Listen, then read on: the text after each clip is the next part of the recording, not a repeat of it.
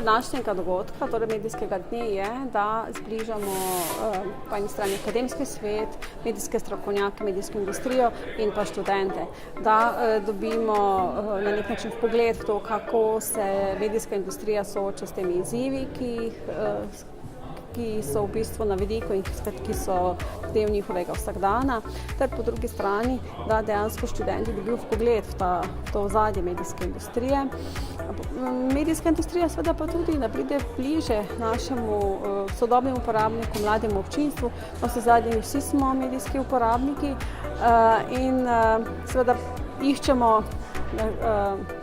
kredibilne informacije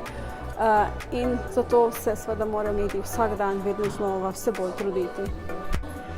Ta dogodek je izjemno pomemben za vse študente, zato ker dejansko dobimo neposreden stik z vsemi ustvarjalci, ki že delujejo v tem svetu in dejansko poznajo, kako ta svet deluje v praksi, ker mi recimo nimamo tako neposrednega dostopa do tega tempa in življenja, ki ga oni podoživljajo, zato je recimo njihov pogled izjemno pomemben, zato da se tudi sami začnemo zavedati in raziskovati, kaj bi radi počeli.